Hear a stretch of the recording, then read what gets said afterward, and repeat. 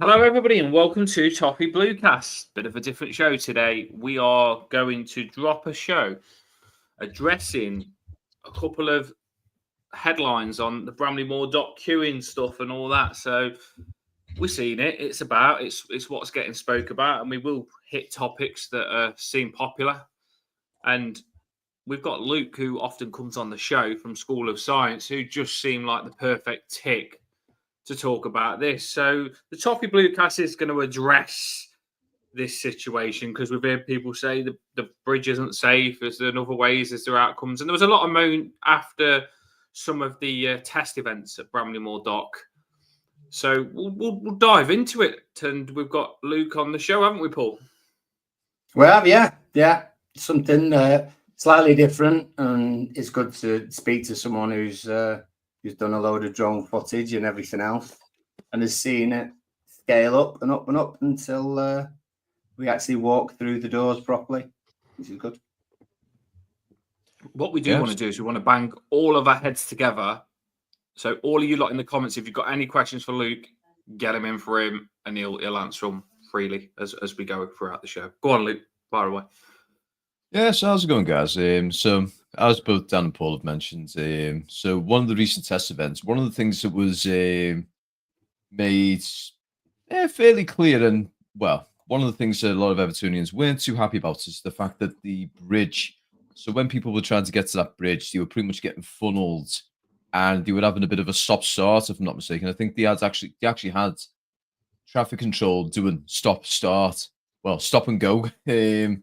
Little signposts so people could only go through in chunks at a time.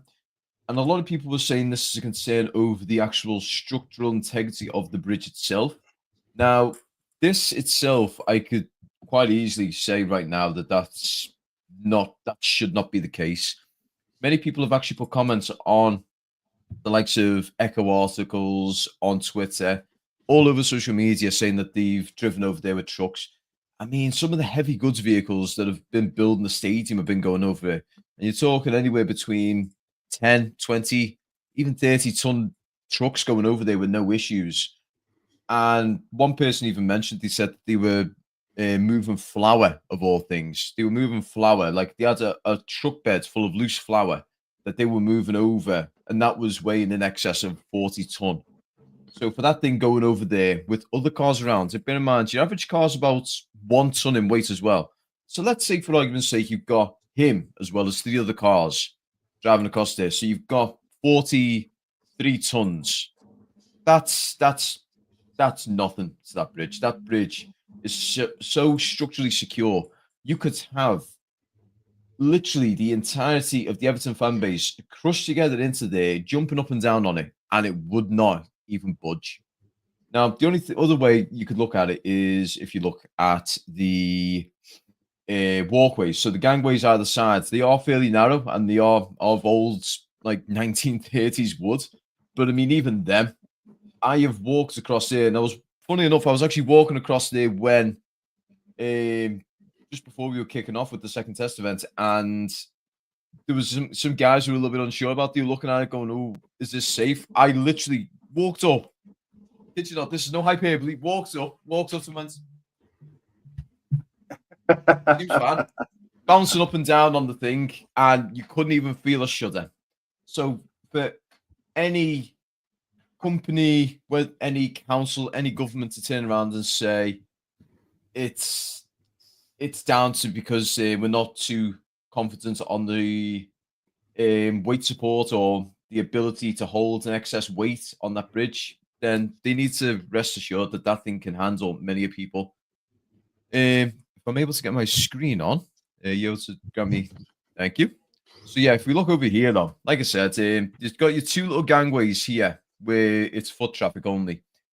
Those are quite narrow. You're talking probably maybe 3 people wide being able to walk across there.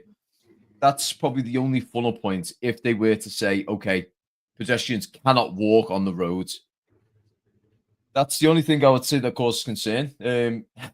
But in all honesty, I've got no stress over that thing in any way, shape, or form. I mean, I'll be honest. I've stood here, leaning over here, so I can actually have the drone flying around the West Stand.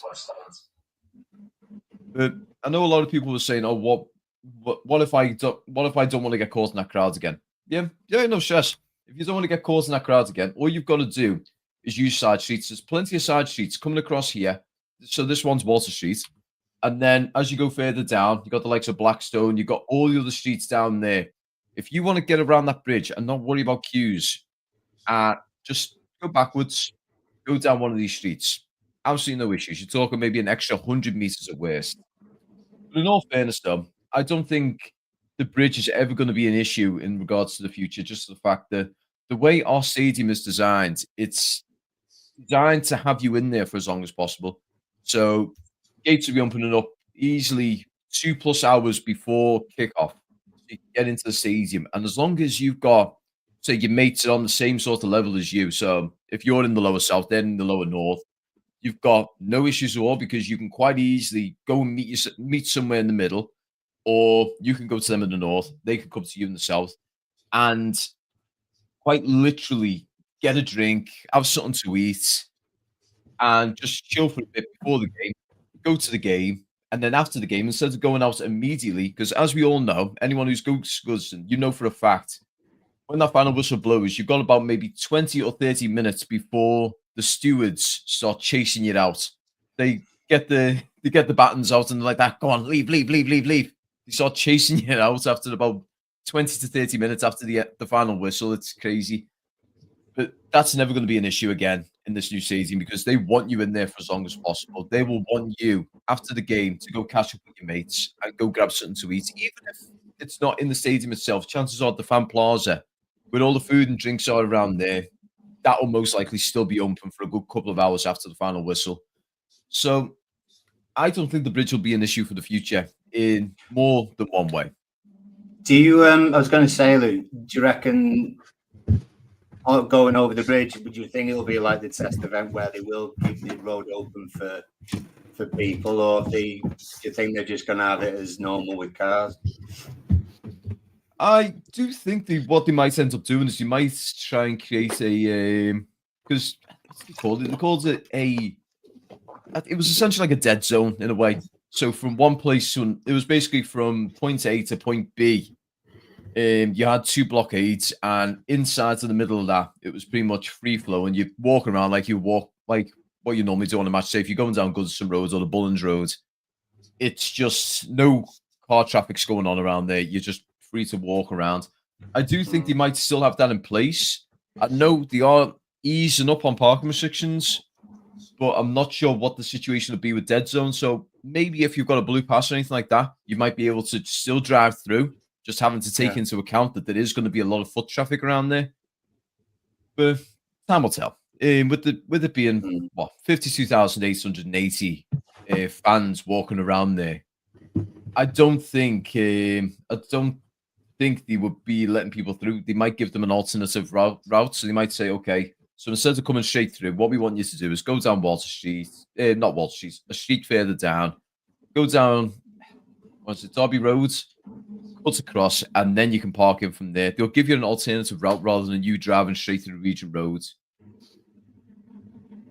Yeah, you know, on X, I've seen little bits and bobs up. It says the trams that people are catching. It's every, I can't remember exactly how long they said, every 12 minutes. It should be every 6 minutes or something like that. It seems there's a lot of problems in that. Do you see any problems in that, or do you think that will be okay? To be fair, the likes of Sandhill Station, that's not exactly designed for the amount of fans that we have coming in.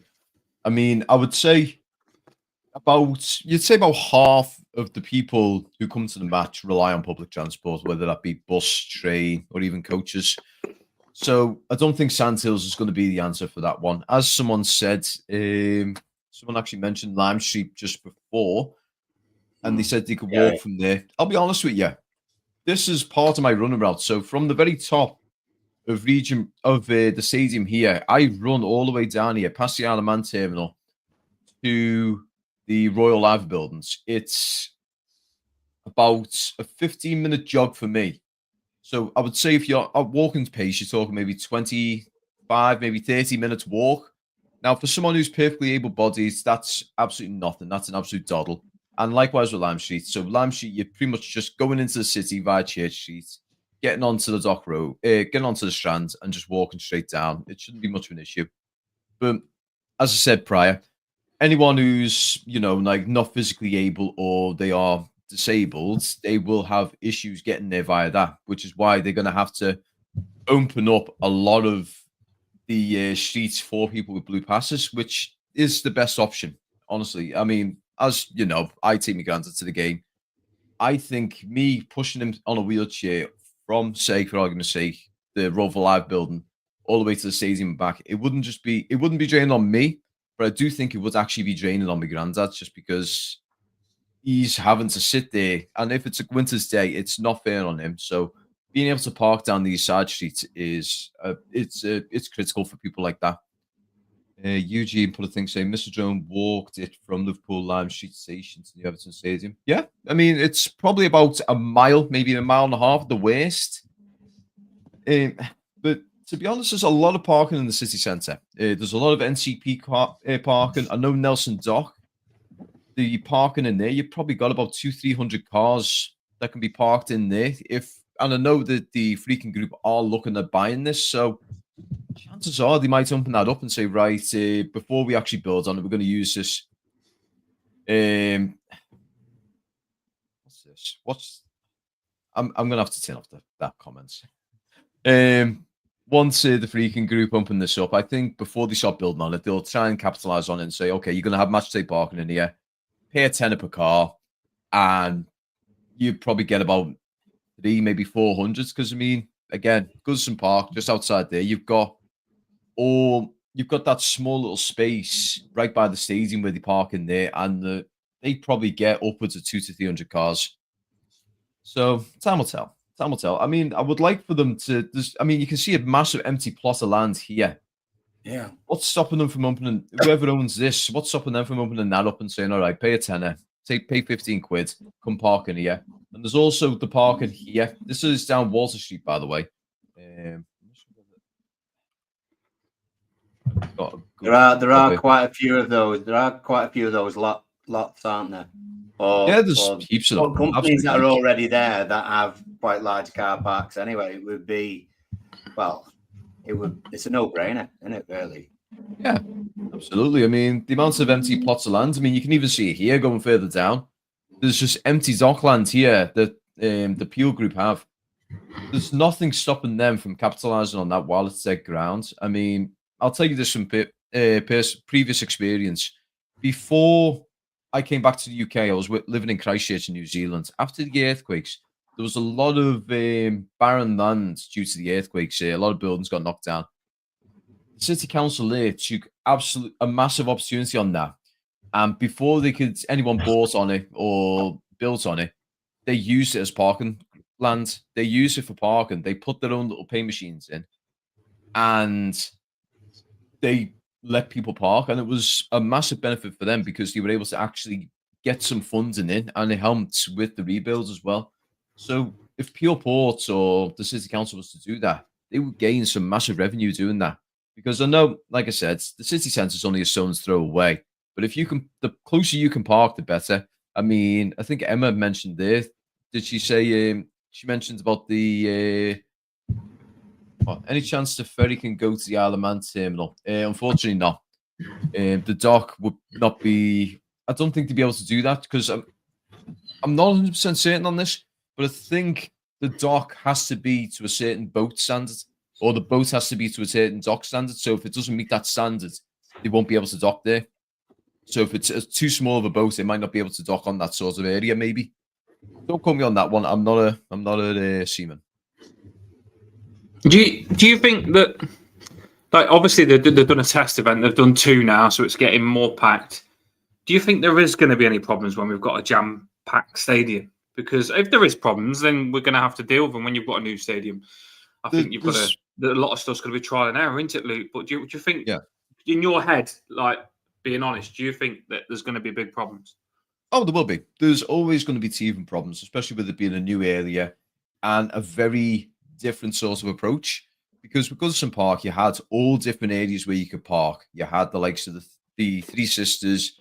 You had all the streets down by the Bullens. You had streets further out. You had Walton Hall Park, Whereas with this, you're limited to the city centre, north of the city centre, and inland, because obviously we've got a massive river blocking one side. So it's going to be a new experience for everyone in that regard. And there is going to be a lot of teething issues. But as long as we're able to sort of understand these issues and work with them, we should be able to come through this in only, I think, about 3 to 4 months at the most. We should be able to get this all panned out nice and smoothly, and it'll just be a nice new match day experience for us, and we won't have to stress.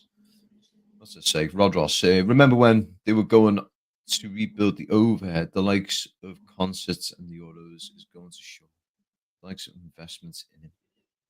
Hey? Possibly the lack of investment. The lack of investment.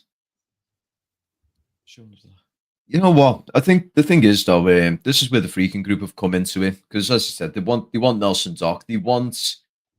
There's another area at the other side of Nelson Dock that they wanted as well. I'm not sure whether it's the Terry Timber site or it's a site nearby that, but they want that as well. So they actually want to rebuild a lot of this area and really get it built up. So they want to essentially make this like an extended arm of the city centre in a way. They want this to be another focal point.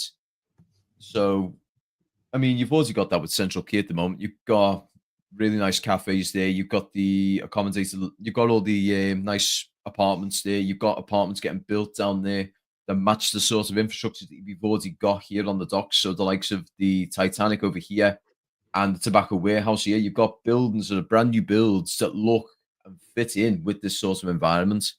So it's going to be nice to see it as like an extended arm.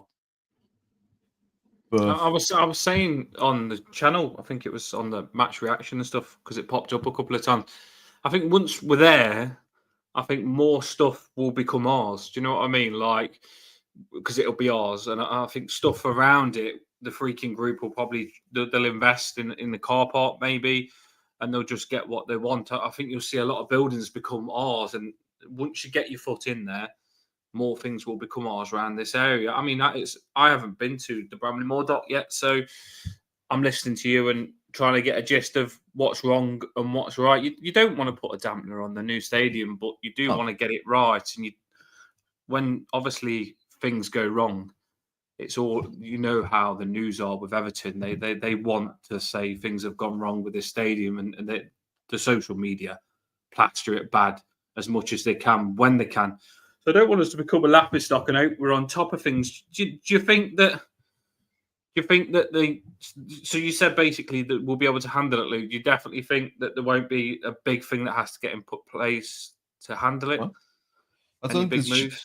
There shouldn't be anything massive to get this all smoothed out. I feel like it's partially common sense more than anything, because I mean, you've got all these side streets running down here. If the fact that the events are putting these double yellow lines down is absolutely obscene. It's obscene. It's obscene and stupid. Putting all these mad double yellow lines all the way down, because you're hindering people in that sort of regard. Now, I understand Everton, football fans as a whole. If we find an area where we want to park, we'll park there. I mean, for crying out loud, I've seen people parking literally on the main roads, Walton Lane, parking up on Walton Lane, just waiting for someone to come pick them up. After match days, Jesus Christ, that looks like it looks like a taxi rank in some situations. But I don't expect it to be a major issue over the course of the near future. I do think as long as Everton and the City Council are able to work together to come to a decent solution, then we shouldn't. They need to just work together to get this sorted out. I mean, like I said, you've got all the side streets there. You've got empty land all the way down towards the city centre. And it's just prime real estate for temporary parking. If they want to make it temporary parking, make it temporary parking. And then when someone wants to buy the land up and build on it, so be it. Close the parking down, we'll find another area and just work with it from there. But I mean, when it comes to the public transport system, I know there's meant to be a shuttle bus that's going to be coming to and from the stadium. So that's a nice little implementation, but they will need a lot of them for it to work properly. So it can't be just like, say, 2 or 3 buses. It'll have to be upwards of 10 to 20 and it'd have to be basically it was almost like it'd be like a ferry line of them. There'd be a massive caravan of them. But, See, the thing is, when you're saying that though, it seems like the transport is a problem, doesn't it? Doesn't transport seem is. like it's not a problem. Yeah. I mean, when it comes to like people using their own personal vehicles, it shouldn't be a problem, but they're trying to make it into a problem. The only issue is the public transport system. Like I said, Sand Hill Station isn't designed to handle as many fans as we've got. And what will end up happening is people will use other areas to get off from there. But as someone's mentioned a while ago, apparently Sand Hill Station isn't designed to take a 8-car train.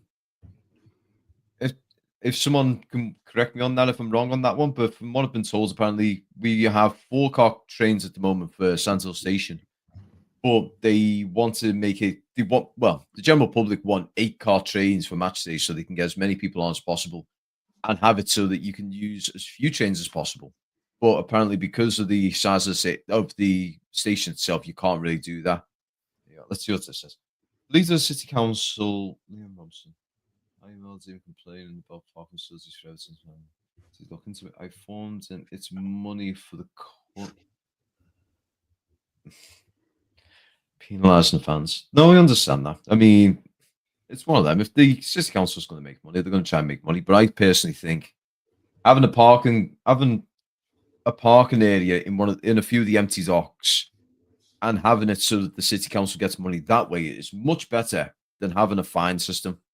Although you would make more from fines, having the parking around there would be better just for the fact that you're not going to have fans complaining and calling up and giving the council grief. So the less headache would be the better option, in my personal opinion. Someone said there already disused tracks somewhere which could be rejuvenated. There is the old disused tracks. You can actually see them down here. So this is Collingwood Dock, and you can see the old disused tracks. The only thing is, though, with these disused tracks, unless you're talking about the ones that lead around by Jamaica Street, those ones, I don't think they're anywhere near this side of the city, though. I think they deviate off inland. But these ones are the Sands and Half linked between Collingwood, Nelson, Bramley-Moore Dock, Sands and Half Tide, all the way down to Canada Dock. And then they peel off inland. So they used to be the old coal tracks, if I'm not mistaken. But these aren't fit for purpose. You wouldn't be able to make a tram system or anything like that around here. It's not really going to work unless you were to do it on the side closest to the Mersey, where you would go from the Isle of Man terminal all the way up. If you were to have a tram system for that, that'd be great. But then it's a bit counterintuitive because it's a giant footpath in that way. Yeah. Do you think it's a bit of a? I'll chuck it on you now, Paul. Do you think it's a bit of a fail from what our club? It's surely the transport and stuff like that. It should be dealt with when designing the stadium. When you're putting the stadium there. Well, this. Go on. I was just going to say. I mean, first of all, it's the biggest and best thing that's happened to that part of Liverpool for decades and decades. There's literally nothing. Now, certainly when I was growing up, my grandparents lived in Seaforth, going up towards Crosby. Before sort of link roads and stuff, we would go along the Dock Road and we would go over that bridge and under the arch and stuff, and under the little track and stuff like that. And that's where we would go. There was nothing. It was just derelict. So anything that is being built around there is a bonus. It's still away from the city centre, really. It's still away from it. So it's going to take time for that area to really feel the benefit, and there's going to be plenty of people with private businesses or lots or areas that they can sell parking for. So it is going to benefit massively, and it can only go up in the amount of investment and everything else from Free King Group, from individuals who have got businesses around there, and eventually from the council. Because I would be shocked if there was a council in the country that would throw millions and millions of pounds into infrastructure and transport and everything else without knowing exactly the trends, the usual behaviour from fans. Where are they coming from? You know, how many? What are the preferential places going to be to go? Where are you going to have the larger group of fans coming from? And I know you'd sort of say the city centre, but we do come from all over the bloody place, to be honest. So I'd be surprised if the council were willing to, well, spend anything, first of all, but certainly spend a lot on stuff that might not be as beneficial as they first thought. I think they'll go very minimal, do the bare basic, and then when people are coming in from, well, like the away sides are coming in, and we're getting people coming in from Manchester, Birmingham, London, and then you're getting other influential people who are coming the game. It's a bit more, the focus is a bit more on the city then. And it's not so much on the city at the moment, it's more on us. Do you know what I mean? Because we haven't had lots of other people from around the country coming. It's been fairly local. It's just been what we've thought about it and everyone who works on the stadium. But as soon as you get more people coming up from London, you know, and you're getting people coming and using more of the hotels around there, I think you would find a bit more investment from the council, because it's then on them as well as us. The only ones commenting about infrastructure and stuff at the moment is us, is the fans, isn't it really? And obviously because of that, then you've got Steve Rotherham, for example, and one or two other people who've been named in the comments as commenting on it and doing some stuff about it, but they're not going all in. They won't go all in until there's more of a focus from outside of the city. And it will get there, but it'll take time to get there, personally.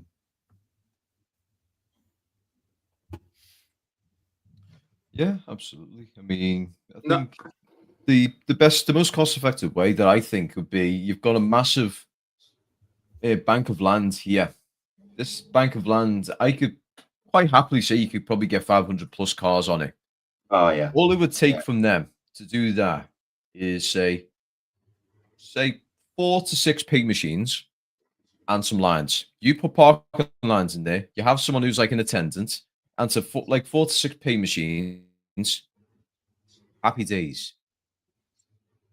All you've got to do then is you park in there, you put your reg in, you pay by card, you go on your merry way. It would be literally match day parking. And if it's say £10 per car, there's what? 500 cars. So there's 5 grand. 5 grand almost immediately. I mean, 5 grand per match day. And let's say, for argument's sake, Everton get into Europe. If we get into Europe, we could have 2 games a week there. Or if we loan it out for, like the Ashes game that's coming up soon. There you go. Even more money. The more things that happen at that stadium, the more money they generate from that as a byproduct of it. And then they could even look further down, because there's multiple docks going down that have been filled in and there's nothing getting built on them. I mean, someone just put there, a multi-story car park would make a fortune. What you'd have to do, though, with that is you'd have to make that multi-story car park, but you'd have to make it blend in with the environment around it. So it'd have to look like the buildings that are around it. And to be honest, I'd be for it. As long as it's not one of those eyesore car parks, I don't mind. A multi-story would be great as long as it's looked after. Because as many people know, when it comes to match day parking, one of your other risks is someone breaking your window. I have seen countless time and time again, walking down Watton Hall Park, a window is always smashed. So you need to have someone in there looking at that area and making sure that nothing like that is happening. But a multi-story down here would be great. So if you, let's say it's a five-tier multi-story car park, you get 100 cars per level. Do something like that. There's so many ways you can go about it. The city council don't even have to put that much money into it. Yeah, I mean the thing is like the multi-story, for example, on the dock. That obviously you've got the M&S bank, so you've got events there, but it's close enough to the city for it to be in constant use, isn't it? Whereas out here, obviously we've got some buildings and some businesses and stuff, but generally they've got their own parking. I don't think it would get it. would it get enough use apart from match days?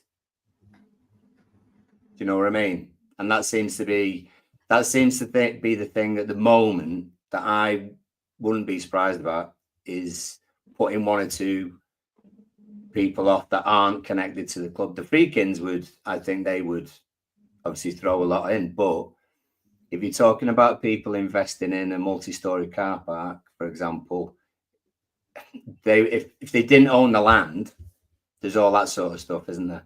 And then it's about how much you can generate and then how many match days you would have. Because if you're thinking about it, apart from obviously cup games, which the League Cup and FA Cup, you might not be in long and you might not have a home draw.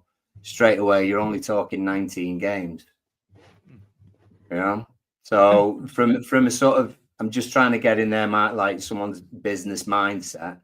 Would they be willing to put that money behind a multi-story or rent out the land? Because no one's going to set. I'd be very surprised, apart from going in for the Freakins, for example.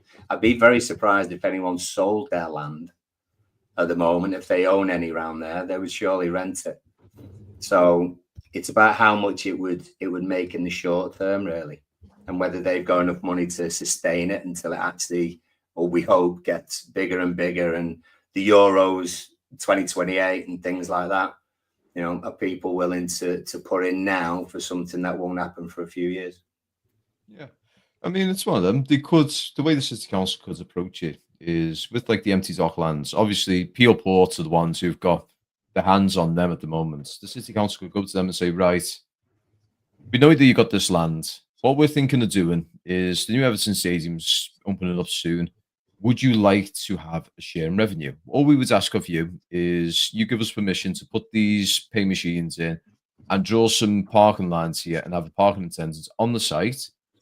And as a result of this, you will get a cut of any revenue that gets put onto the site. And once you guys have got a building plan in place and you want to start construction, we will clear off the site. We will make it so it's back to bare land again and allow you to do this, and maybe even give you funding to help you build on this site. You could do something along those lines because, as we know, City Council want to make money. They want that revenue in any way, shape, or form. So an opportunity to make money is always going to be down here, whether it be through parking, whether it be a multi-story, or whether it be the way they're doing it right now, where they're trying to fine people for being parked in the wrong area for a match. Yeah, I agree. The thing is, for a fit person looking in like me, I like to basic it down because I don't understand a lot of it. And it's on what you said, Paul. It sounds like I think the council are playing hardball. They won't put nothing in unless it's forced, unless they have to. They'll be tight with whatever they do. And I think that like once this is Everton at the minute, this is Everton Stadium, so I don't think they're going to budge much whilst it's our thing and the Everton fans are moaning. But when the stadium starts getting used for concerts, for boxing, for the cricket, and the council start realising that this is a chance to really smash this city up, and Bramley-Moore Dock, because it's beautiful, like you said, Luke. It's absolutely beautiful. I think there could be so much more beautiful things around the Bramley-Moore Dock. They could really just continue this and just make it even more incredible. But council need to work with Everton, by the sounds of it. Am I wrong in that? Do they need to work with Everton because they could really smash this up? But unless the council are in working with Everton, because if they both put the heads together, they could make it even more special than what it already is. Yeah, absolutely. They could quite easily make the stadium the poster child for the correct way to have a stadium run. That's the best. That's the way you could go about it. If the two of them were to work in tandem and actually get something in place, they could then turn around to the FA and say, "This is how we've done it. Do you think these other stadiums can work in this sort of way?" I mean, I always remember when we were first doing this. I would have loved for Everton to have had a dock built on the west side of the stadium, where a ferry could have quite literally come over the water, yeah, to usher people in. The only problem is, though, because of the way the tide system is around there, I've seen it myself. At its lowest point, you're talking probably about a good 6 to 8 meter drop. Then at its highest, it's like 2 to 3 meters just below the wall. So it's just so astronomical, the difference in height of it. It's not a feasible thing to have a lovely docking station there for where people could get their little yachts or ferries and whatnot to get them in. Could you imagine it? The freaking groups like Damn Freak and driving in as his little aquaplane in. I think that was, as like you said at the very start, I think everyone looking at the Wirral was thinking, oh, well, everyone's going to be coming on their jet skis. They're going to be in their canoes. They're just going to come over the gate like that and back over again. And it's not quite as ideal as that. But I do think there's immense possibilities. And like, who was it who just said a moment ago? Ian mentioned that it's a bit chicken and egg. Potential is astronomical. It is a gamble. And you're going to have a few people who have got, who've got a bit of wad behind them, just waiting for other people to go in first and see if they get stung or not. But the Freakins have obviously got, they're showing a statement of intent, looking at Nelson as well.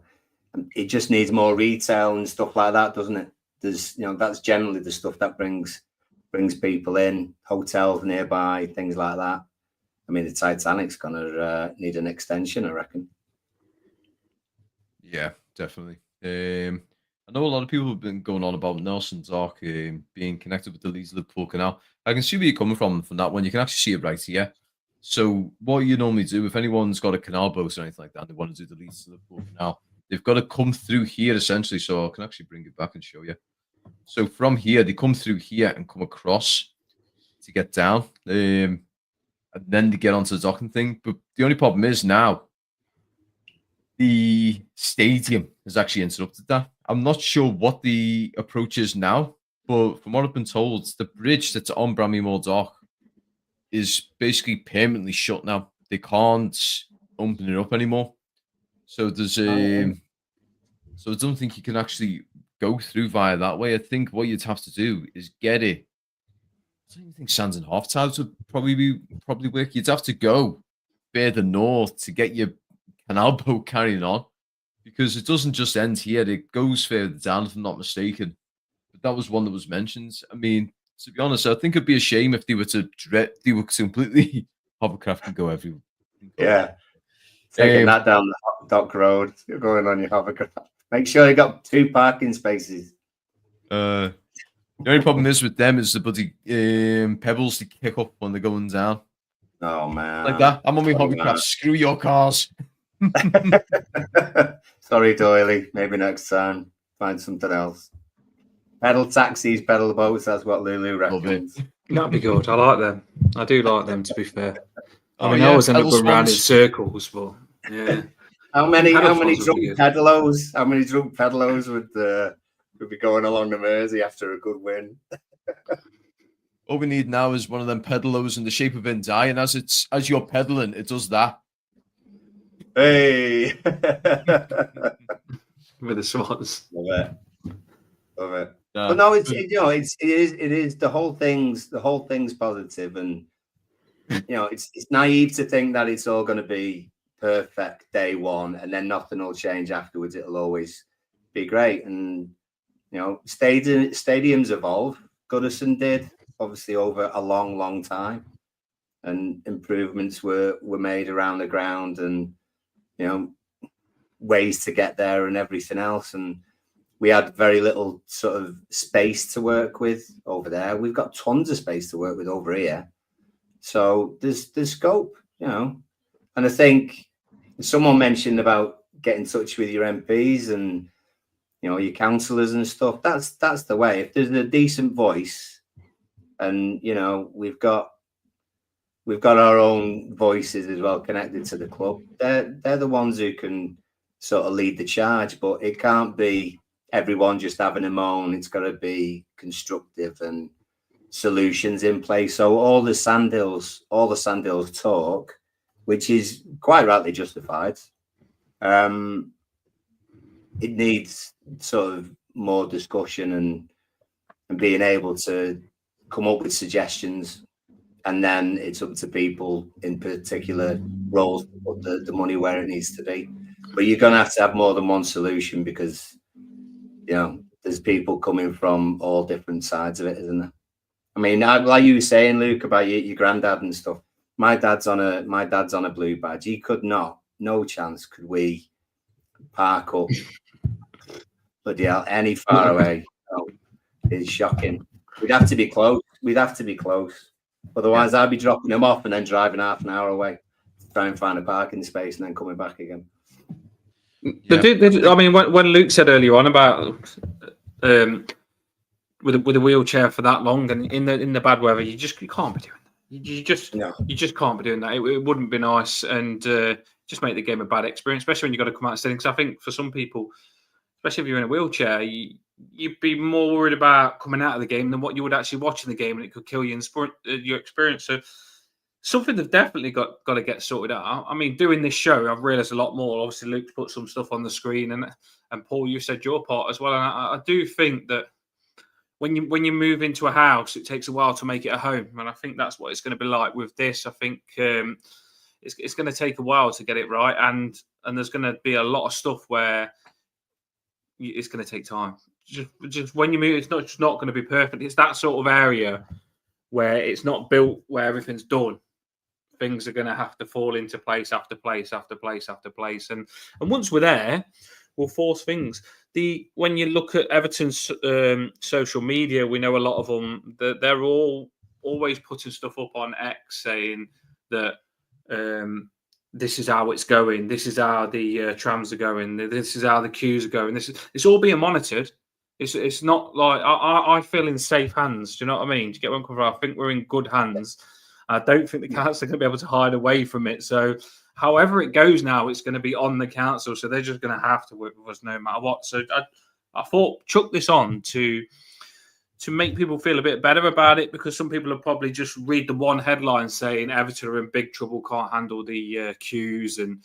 But Luke obviously said it's not as probably big problem as what you probably hear in the headlines, because a lot of people will want to make out that this is a new thing for us is bad. But we're okay, ain't we, Luke? Yeah, to be honest, like I said, it's a trivial problem at best, at worst, to say. It's because the good thing is we're very resourceful when it comes to finding alternative ways of getting around there. I mean, for the first test event, I literally scoped the area. I was about 3 to 4 hours before kickoff, so I knew where things were going to close and what was going to happen. And I knew that if I go down Walter Street, there's a car park area there. I can pay 15 quid for the match day. I can get me granddad there, get him to the stadium, get him out, get him straight back into the car. It's only a small walk, and I've got that solution there. And if, say, for argument's sake, that car park's full, I now have alternative areas now because of loosening rules where I can take him instead. So there's a lot of fans have got the very same mindset. If they haven't got a plan A, they've always got B, C, and D. There's always going to be another plan. Even with the old stadium with Goodison, if I know my usual parking area is going to be full, I've got multiple areas that I can go to as alternatives. And worst case scenario, let's say for argument's sake, I'm not taking me granddad to the game. What I'll normally do is I'll walk. Walking is always the alternative method if you haven't got someone who's dependent on you. The kids will be yellow markings was a low blow. Oh, absolutely, Rod. That was, when I saw them, I thought that was just a massive dick move by the council. I felt like they were doing that solely to spite, because the areas that they've done, some of them actually affects business. There's a lot of people, there's likes of Alco Steels around there. They've done the double yellows around there, and some people who used to work there have to park around there because it does get quite full. So it screwed them over. There's people further down, the likes of some of the cafes and like the little diners further down by Canada Dock and all that.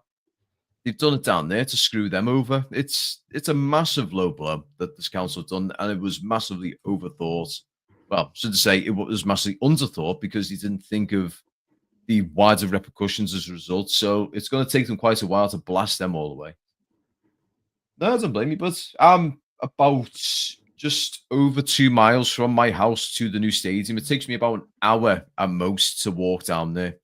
But if I was going from the city centre, so if I was going from my folks' place, that's about half an hour, 40 minutes walking. Yeah. No, I think we've covered everything on it. It's been an absolute cracking show, and we've seen Luke, one of our regulars, who was is part from the very start, showing us all the stuff. Have you got anything? I'll put you on the spot now, Luke. Have you got anything the Bramley-Moore dock before, just to chuck on before we go? Have you got the anything of the stadium? So let's have a quick look. Let's have a look. While you give us these beautiful views of the bridge. Should we finish on the Bramley-Moore dock, and I'll chuck some music on and then the show. But thanks everyone for your comments in. You kept putting them on the screen. We've chucked them to Luke. If you've got any questions, that's what we've done this for. And it's been a head-opening show, hasn't it, Paul? No, it's been really good. Been really good, informative, and everything else. I'd say anyone. Do you know them? If you go abroad, you have them Wally trolleys. You can take you all around town. If anyone's got any of them, honest to God, money maker, absolute money maker. A couple of them Wally trolleys. Go from, like someone said, go from the other multi-story. You'd be quids in, lads. Quids in. I was looking at the top of those buildings and thinking a couple of hot air balloons, toffee hot air balloons. You know what I mean? Hey, what about a zip line from the tobacco warehouse over to the stadium? Oh yeah, yeah. I'd park miles away from that, but I'd still go there just to do that. Oh yeah, same. I'd have to get someone to convince me to do it first. I'll be like that. I'll be proper bricking it first, like, ooh, no. Probably have damage. Every time, I'll just go, you pussy. Every time Paul texts me, we have to do an hour walk anyway. So to me, nothing's a problem. Do you know what I mean? It's just normal for me.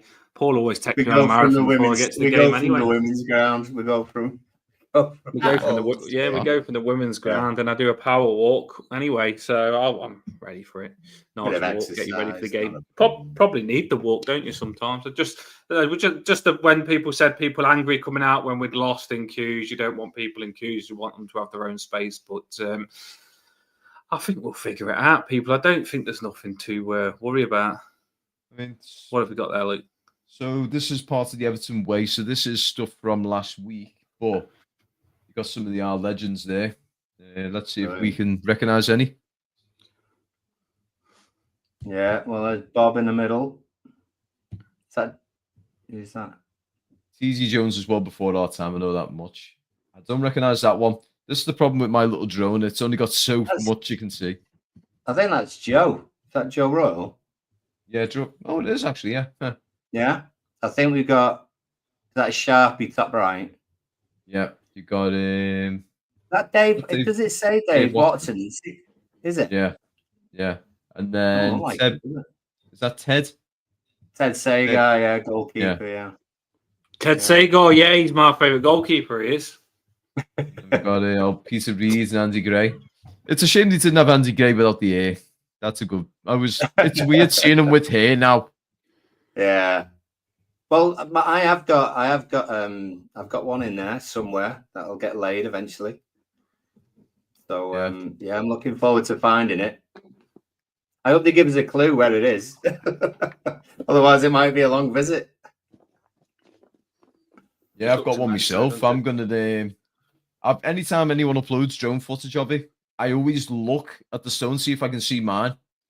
It's like a little gamble in it. But you know what? You're talking what 32,000 stones, personalized stones are in there. That's not accounting for the Legends ones or the Everton ones. It's 32,000 Evertonians who've put money in to do that. Well, more than that, because like myself, it's me, my mum, and my granddad. So there's people, probably even say 40, 50,000 plus.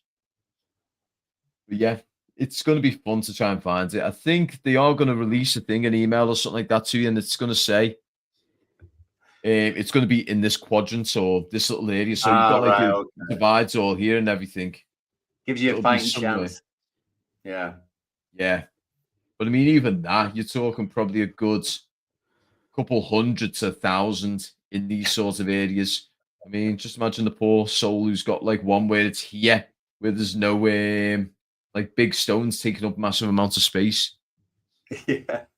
And I mean, you've got the fan wall as well. So if anyone's unaware of this, Mm. you have actually got the fan wall. So if you've got photos with like friends or family or anything like that, and you want to get them on the fan wall, it is still available on the site. I believe it's £40 to put yourself on the fan wall. Yeah. So they're going to be It's doing good. stuff like that.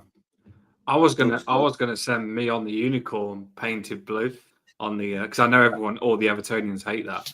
So I was gonna just do me with just painted blue like a Smurf on the unicorn, and I bet it would put a couple of smiles on people's faces when they see it. They'd hate it, be like, "Who's that idiot on the unicorn?" But You know, yeah. you know what, Dan? Memories. You know what we need to do? Your first ever game in Bramley-Moore, we need to get you in a blue unicorn onesie. That would be Just a good one, wouldn't it? A Yeah. blue unicorn onesie. We need to get you close to the front where cameras will see you. We'll just get you in there. You'll You'll be the blue unicorn. Do you know what? I'm actually. Do you know where you was talking about getting to the ground? I'm seeing some of that water there, and I'm thinking I could go on a unicorn rubber dinghy across perfectly. You know what I mean? Get a paddle, unicorn rubber dinghy, straight across, and everyone would be cheering me on as I'm coming across on my rubber dinghy. What an entrance that would be! Be better than walking out the tunnel. If you look down there, there's a ladder there anyway. So once you get up there, you could just jump up, hop the fence, because that fence, believe it or not, is not actually that high. That fence is probably about chest height. So, where do you think I'll have to come from? Where does that water go to?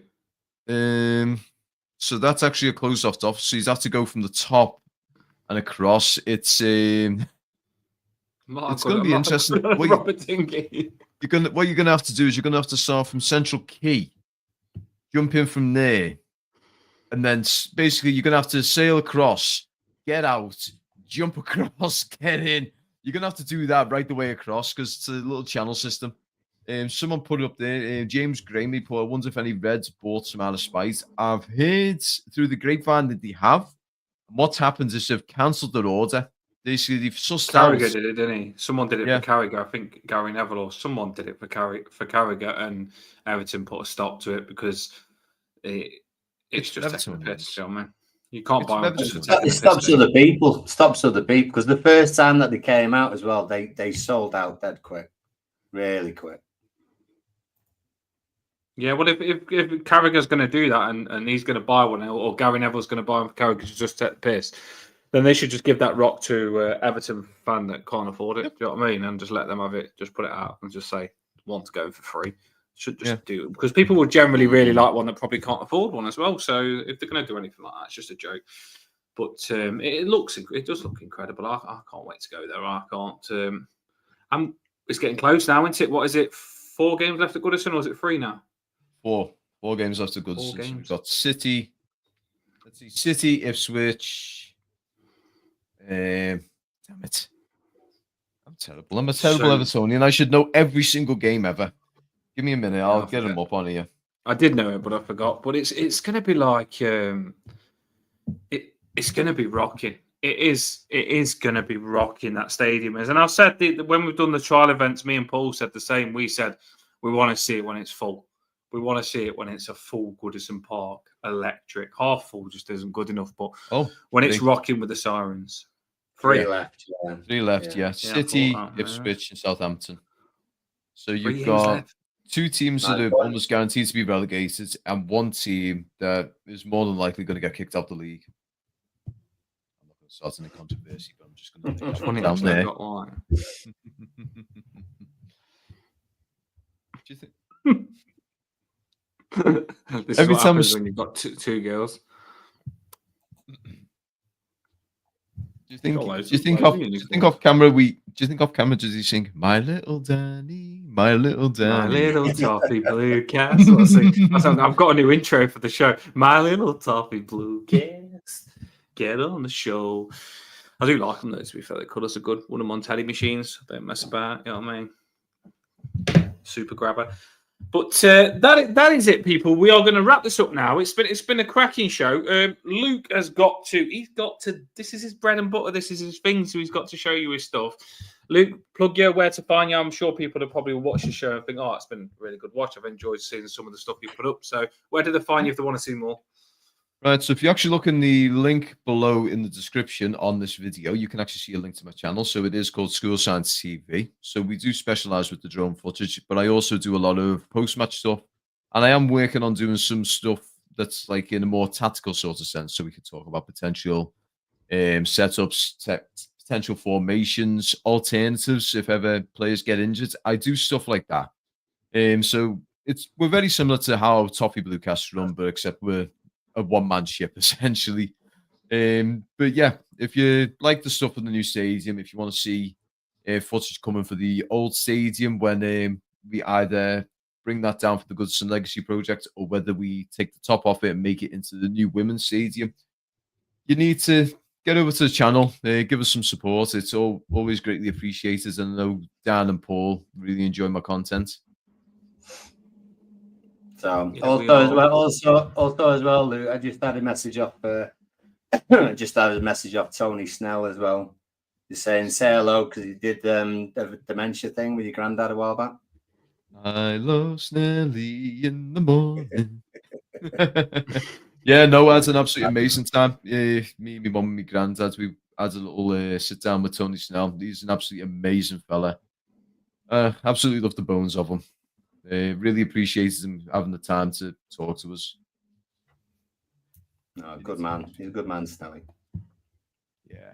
Top notch, people. So that is the end of Toffee Bluecast.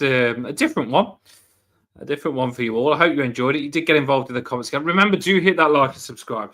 I don't normally push it that much, but we're 30 subscribers off 6,000, so you might as well just get us to 6,000. Don't tease us. Get us on the 6,000, and then we can push for the 10. So, yeah, 30 subscribers off. So if you haven't hit that like and subscribe, please do so. We just bring Everton fans together and try and cover what we can. And today we've covered the stadium, and it's been a cracker. Dropping the banner now. Paul, last words? No, have a decent week, everybody. Have a decent week. Isn't it weird, like, having a Sunday where you can't be miserable? I'm still... we're like, we don't lose anymore, and it's weird not being miserable as an Everton fan. It's weird, isn't it? Because the sun's shining, the birds are singing, the red shite lost. Yeah. Oh, yeah, I forgot about that. Yeah. It's weird not sitting with a miserable face in the corner crying that Everton are crap. I can't get used to it, people. But it's definitely better. It's better this way. It is better this way. Thanks, everyone in the comments. Going to drop the music now. Have a boss one. And we will be back for another game where we probably don't get beat because we don't lose. We don't know the meaning of losing, apparently. Oh, yeah, and before well done to Fulham. Congratulations. We wouldn't have lost against them if it wasn't for the offside goal. Van Dijk, he's a bellend. And it's funny watching their centre-backs crap against us and their centre-backs crap against Fulham. So congratulations, Russ, the Fulham fan who comes on our show. Fulham smashed them up. Yeah. They lost. And cop-outs are gobshots, everyone.